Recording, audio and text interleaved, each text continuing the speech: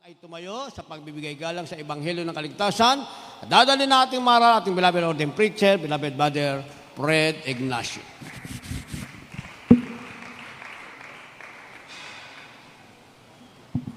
God bless you po, beloved Brother Lucito. Maraming salamat sa ating dakilang Diyos. Mga minamahal, tayo po manalangin. Dakilat po pala naming Ama, Diyos na makapangyarihan sa iyong pangalan, aming pinakamamahal na Panginoon, pinakamamahal na Panginoon, kaya pinagpupuri. Nagpapasalamat sa iyo, O Diyos, sa isang malayang pagkakataon pinagalo mo sa about isa sa amin na aming pumapakinggan ang iyong banal na salita. Ang aming dalangin, O Diyos, magsilitong pagkain ng aming mga kaluluwa, ibang lingkod, patnubayan mo po ako kung sa akin wala akong magawa. At sa amin po mga webcast viewers, bigyan mo sila ng pagkakataon makapaglingkod sa iyo, Panginoon. At sa iyong makapangyarihan pangalan namin sinasuhay, lahat ng demonyo at lang at pagkanilangan cast out in the mighty name of Jesus. Hallelujah, praise the Lord, praise the dakilang Diyos. Ang pinakamataas sa pagpupuri, pagluwalhati, kadakilaan, tao sa puso, pagkasalamat na nako lang sa ating dakilang Diyos na buhay, sa ating pong pinakamamahal na Panginoon, at ako nagpapaabot ng doble paggalang, mabatis magandang hapon sa ating minamahal, at ginagalang na Pastor Evangelista Wildy Estrada Almeida, the entire prophet of God. Patuloy pa natin sinasariwa, blessed memories and teachings of our beloved Assistant Pastor Linia C. Almeida. Magandang hapon po sa buong sambayan ng mga pastor. Magandang hapon sa ating pong mga webcast viewers. Magandang hapon sa ating lahat. Purihin ang ating dakilang Diyos. Ang ating pong pagsayo ng hapon ay trust in the Lord o magtiwala sa Panginoon. Araw-araw nakita, minamahal ko, ni San Pedro, minamahal, ang mga himala na ginawa ng ating pinakamamahal na Panginoon Kristo. Nakita niya ang bulag ay nakakita. Nakita niya, minamahal ko, na ang pilay ay nakalakad. Nakita niya, minamahal ko, ang may kitungin ay nalinis. Ang may makaramdaman ay pinagaling ng ating dakilang Diyos. At nakasama siya, minamahal ko, sa pangangaral ng Ebanghelyo ng Kaligtasan o ng Kaharian, minamahal. So wala po nakatago, minamahal ko, kay San Pedro. Kaya nga po, dapat magtiwala siya sa mga Panginoon. Sapagkat sabi nga noong una, minamahal ko, ang mga taong yun, minamahal, sila San Pedro, kung nakapag-aaral man sila, minamahal ko, ang talaga napag-aaralan nila yung pangingisda. So they were called pieces of man, minamahal. Tingnan po natin, minamahal ko, yung sa halimbawa ng buhay ni San Pedro, kung bakit nawala ang tiwala niya sa pinakamamahal na Panginoon. Mateo 14, ang versikulo 25 hanggang 31. Praise God. Dito po sa Mateo 14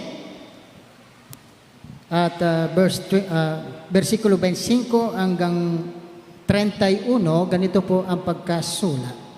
At sa ikaapat na pagpupuyat ng gabi ay naparoon siya sa kanila na lumalakad sa ibabaw ng dagat.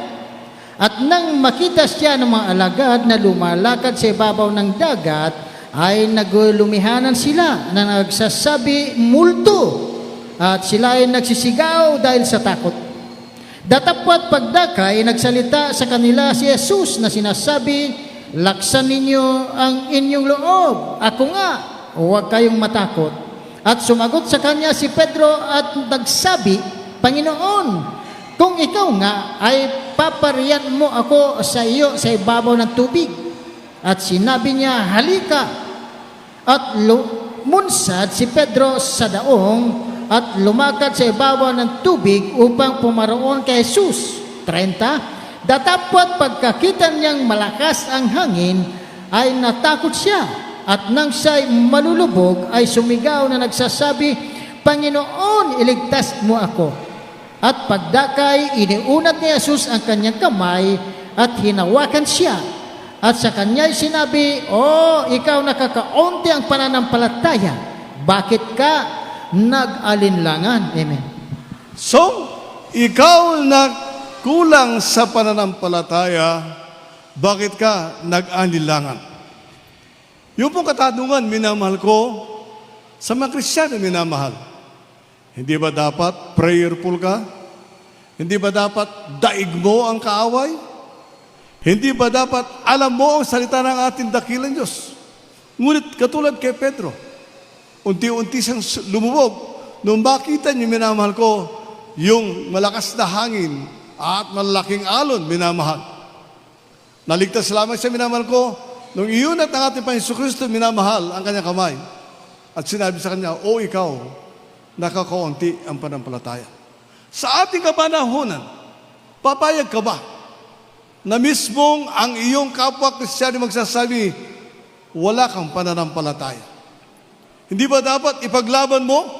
Sapagat anak ka ng Diyos, dapat meron kang 100% pananampalataya." Sabi nga po, minamahal, hindi po sabay-tabay tayong naligtas, minamahal. Kaya nga po, maging sa pananampalataya, meron lamang pananampalataya na 30%. Ngunit merong 100%, minamahal ko, na lubusang pinagpala ng ating pinakamamalapanahon. Kaya po, minamahal, tignan po natin ang ating mga buhay.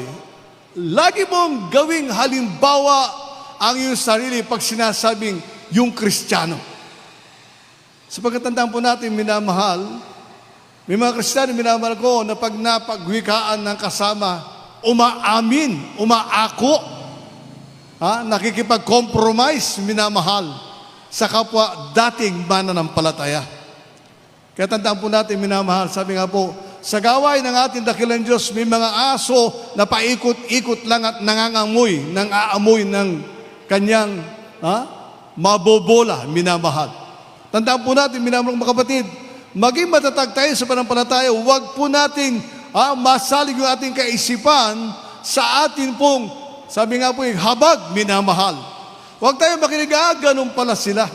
Hindi po, minamahal, sapagat ang plano ng kaaway, sirain ang gawain ng ating dakilang Diyos. Kaya nga, maging matatag ka, huwag kang aayon sa masama. Ano ang winika ni Solomon, minamahal ko? Kawikaan 3:5-6. Basahin po natin yung praise God. Dito po sa mga Kawikaan, Kapitulo 3, ang bersikulo ay 5 hanggang 6. Tumiwala ka sa Panginoon ng buong puso mo at huwag kang manalig sa iyong sariling kaunawaan. 6. Kilalanin mo siya sa lahat ng iyong mga lakad at kanyang ituturo ang iyong mga landas. Amen. So minamahal, maliwanag ang sabi ng Biblia, trust in the Lord. Minamahal mga kapatid, magtiwala ka sa pinakamamahal ng Panginoon. Ang iba kasi, minamahal, kung minsan nga, nung una tayong dumalo sa gawain ng ating dakilang Diyos, walang-wala tayo. Wala tayong pananalapi, minamahal. Natutunan natin magkaloob sa gawain ng ating dakilang Diyos. Pinagpala tayo ng pinakamamahal na Panginoon. Nang dumating sa atin, minamahal ko, grabing pagsubok, minamahal, ito na. Nawala na yung ating pong pagtitiwala sa ating dakilang Diyos. Bakit, minamahal? Pupunta na naman kasi ako sa ospital para malaman ko kung ano sakit ko. Tandaan po natin, minamahal, sa sensya, minamahal ko, hindi ka nila bibigyan ng karamdaman na isang patak lang ang gamot. Bibigyan ka nila ng karamdaman na gagamit ka ng isang drum na gamot. Grabe yung karamdaman mo, kaya matatakot ka. Pag natakot ka doon sa sinabi ng doktor, wala ka ng pananampalataya. Tandaan po natin, minamahal ko, hawak ng Diyos ang buhay na bawat anak niya, minamahal. Kaya nga po, hinihintay ng ating dakilang Diyos na tumawag ka sa Kanya at sumampalataya na Siya ang magpapagaling ng iyong karamdaman. Ang sabi nga, minamahal, at kung kukunin ka na ng pinakamamahal na Panginoon, sabihin mo lamang, pinakamamahal na Panginoon, kung diyan ako sa piling mo, malaya kang kunin ng aking buhay sapagkat ako'y iyong pag-aari. Nakita po, minamahal, ang iba, minamahal ko, sapagkat nagtitiwala sa kilala, sa pera, sa hospital, sa doktor na kakilala, minamahal, alay magpapagamot muna. Bakit, minamahal? Wala silang tiwala sa ating dakilang Diyos. So makita po natin, katulad kay Pedro, nakita niya lahat ng himala, ngunit nang dumating yung malalaking alon at malakas na hangin, nakalimutan niya na Diyos ang kanyang kasama, na Diyos na makapangyarihan ang kanyang kasama, minamahal. Huwag po natin kalilimutan niyo, minamahal ko, we are the children of God. Kaya kinakailangan maniwala ka, magtiwala sa ating dakilang Diyos. Kaya sabi, minamahal ko, upang mga tao ay hindi po masalig sa katalinuhan ng kapwa, upang ang mga tao, minamahal ko, ay sumampalataya sa ating dakilang Diyos, pagtiwala sa ating pinakamalapan, sabi, ipangaral ng buong sikap ang Ebanghelyo. So makita po natin, hindi po tayo titigil, minamahal. Kung sabi nga po, ayaw nilang maniwala sa iyong sinasabi, magpakita ka lang ng halimbawa. Okay na yun. Sapagkat kung ang sabi nga, hindi na ako naglalasing, minamahal, at isang araw napadaan ka sa umpukan at tumagay ka, ibig sabihin ng dyablo, yehey, panalo naman ako, meron pa rin akong anak sa mga Kristiyano. So makita po natin, minamahal, kung hindi ka na naglalasing, ay di kabuti, minamahal ko, sapagkat nandang po natin ang kagalakan ng isang Kristiyano, hindi sa mga bagay, hindi sa alak, kundi sa presensya ng ating pinakamamahal na Panginoon. Ikalawang Timoteo 4:3 at 4, ating pong basahin, praise God. Dito po sa ikalawang Timoteo 4 talatay 3 at 4, ganito po ang pagkasulat. Sapagkat darating ang panahon na hindi nila titiisin ang magaling na aral, kundi pagkakaroon nila ng kati ng tainga, ay magsisipagbunton sila sa kanilang sarili ng mga gurong ayon sa kanilang sariling mga masasamang pita. 4, at ihiwalay sa katotohanan ang kanilang mga tainga at mga ibabaling sa katha. Amen. So makita po natin, kaya po napakaraming relihiyon sa buong daigdig. Sapagkat nais ng iba, minamahal ko, na sinasabing kami naman ay Kristiyano, minamahal, upang lang sila'y kumita. Upang magkaroon sila ng magandang gusali, minamahal ko, sabi nilang, ito'y pinatayo namin para sa atin, sa Diyos, minamahal. Ngunit sa mga totoong anak ng pinakamamahal na Panginoon, tandaan po natin, minamahal, ang mangaral na salita ng ating dakilang Diyos ay napakahalaga. Ang malaman, babuksan ng tao kanilang puso't kaisipan na hindi sila naglilingkod sa Diyos. Gagawin mo yun sapagkat ikay nanalangin. Gagawin mo yun sapagkat ikay nag-aayuno. Nagpupuri kaya sa ating dakilang Diyos. Sapagkat tandaan po natin, hindi lalayas ang dyablo sa isang tao kung ikaw lang, minamahal. Kinakailangan samahan ka ng ating pinakamamahal upang ang kapangyarihan ng ating dakilang Diyos ay laging sumasayo, minamahal. Kung minsan nakalimutan natin yung minamahal, makapag-amen ba tayo? Amen. Nakalimutan natin yung minamahal. Tandaan po natin, ang dyablo hindi niya nakakalimutan na ikay anak ng Diyos at kinakailangan meron kang prayer pag ikay nag-share ng Word of God. Ang sabi, hanapin kung saan ipinangangaral ang pagkakaroon ng kapangyarihan. Ito na, minamahal. Sa reliyon natin nakagisnan, may kapangyarihan ba na itinuro? Wala, minamahal. Pawang kasinungalingan, minamahal ko, at naniwala, napakaraming tao, minamahal ko, panahon pa ni Gombursa, minamahal. Bakit sila ginaroti, minamahal ko? Bakit pinilipit? Sapagkat nabasa nila ng Biblia na wala ang turo ng Diyos, minamahal ko, doon sa mga nunguna sa kanila. So, ay ginawa silang bayani. Yun lang. Sa Pilipino naman ay kayo, naging bayanan yun. Okay lang. Pero tandaan po natin, minamahal ko, yung bang katotohanan na kailan natuklasan, nalaman ng Pilipino, hindi hanggang ngayon, hindi alam ng tao, minamahal ko, ang katotohanan.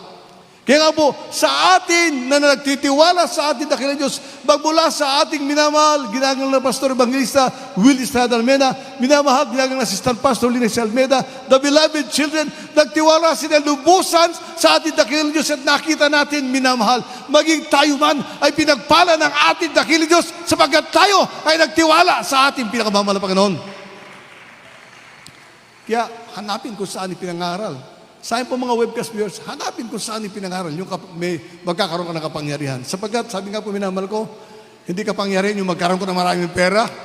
Hindi kapangyarihan yung maraming kang kilalang mga magagaling na politiko, meron kayang abogado kamag-anak. Hindi po minamahal. Kinakailangan magkaroon ka ng Espiritu ng dakilang Diyos upang magkaroon ka ng kapangyarihan. Gawa 1:8 ating pumasahin. Praise God. Dito po sa aklat ng mga gawa, Kapitulo 1, ang versikulo po ay 8. Datapwat tatanggapin ninyo ang kapangyarihan pagdating sa inyo ng Espiritu Santo at kayo magiging mga saksi ko sa Jerusalem at sa buong Judea at Samaria hanggang sa huli-huli ang hangganan ng lupa. Amen. Hindi alam ng mga tao, minamahal ko, ng isang anak ng Diyos ay may espiritu ng ating pinakamamalapan. Hindi nila alam yun. Hindi nila alam. Kaya nga po, sabi nga, dapat makita nila yun sa iyong buhay. Magiging saksi ka sa kabutihan ng ating pinakamamalapan. Hindi lamang nilalang ka ng ating dakilos, ilagay ka dyan, umawit ka kaya, maging manggagawa ka, hindi, minamahal. Meron kang dapat gawin na kalulugdan ng ating dakilang Diyos. Ayun yung pagsuko mo ng 100% sa iyong buhay, sapagkat dito sa lupa, hindi ito ang kaligayahang inaasahan o ipinangako ng ating dakilang Diyos, kundi ang kaligayahang tunay sa piling niya. Nung maglalakad ka na sa gintong kalsada, sa piling ng ating pinakamamalapanon, matitirhan mo na yung mansion mong diamante doon sa langit. Doon pa lang malalaman mo na tunay ay yung pagkapako ng ating Panginoon Kristo sa krus ng Kalbaryo, inilaan pala sa iyo upang pagdating ng panahon ay doon ka manahan sa isang napakagandang bahay, minama. Hindi ito mako ng mga tao, minama mga kapatid. Kaya nga po, kinakailangan ipangaral yung pagkakaroon ng kapangyarihan, minamahal.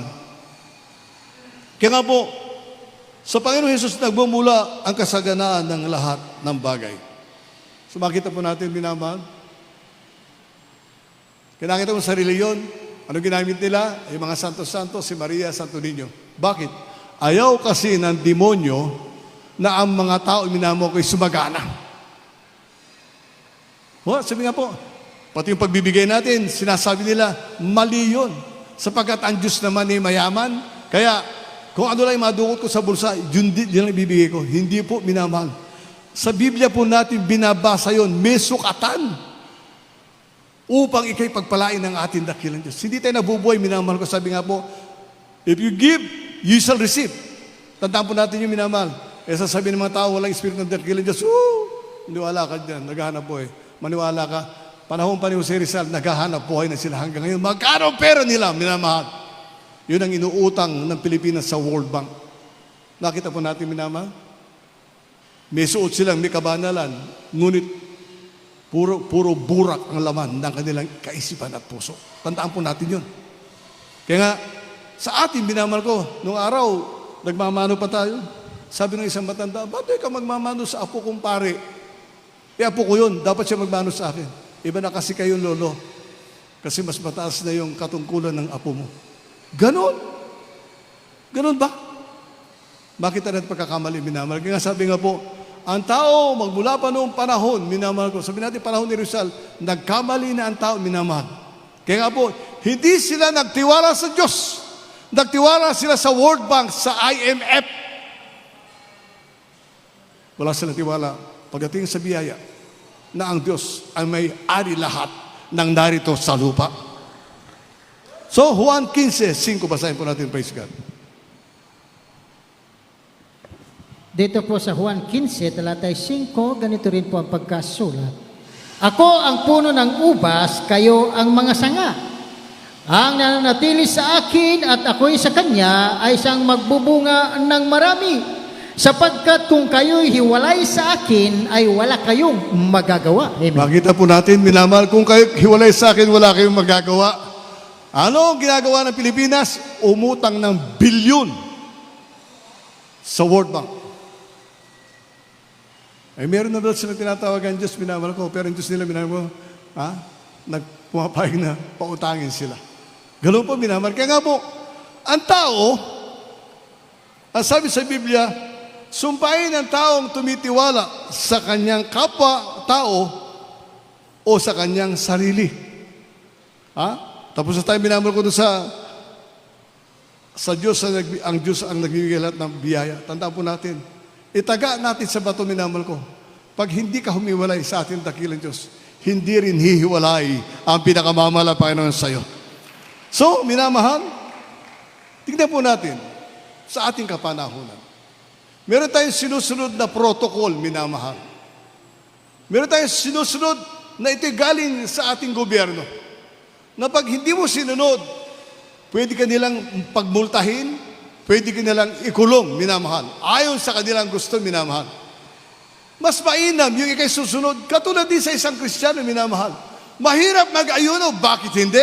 Oo, mahirap.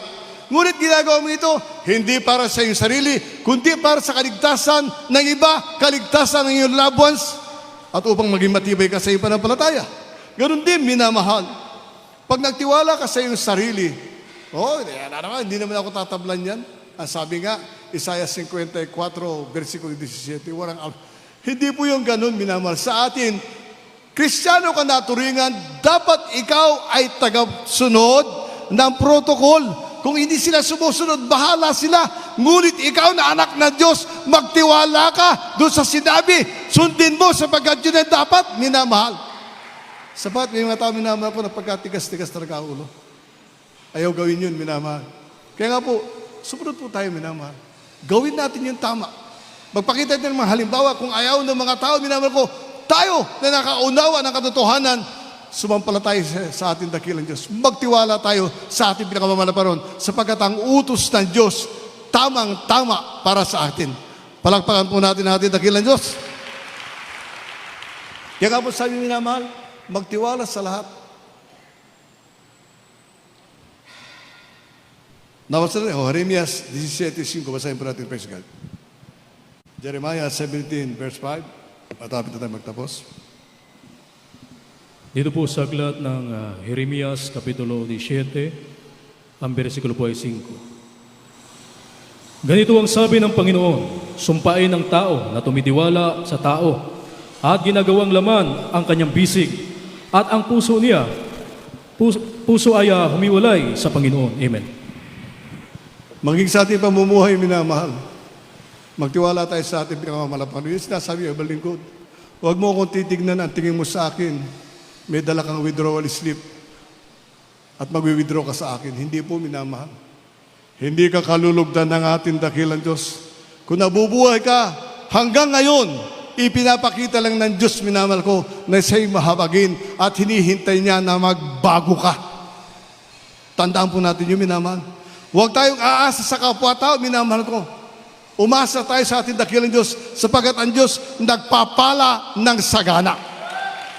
Puri ng pinakamamalapan. Huling versikulo, minamahal. Magtiwala sa lahat ng salita ng ating Panginoon. Hebreo 12:2. Maganda po ating mga awit ng ating po bandog. Praise God.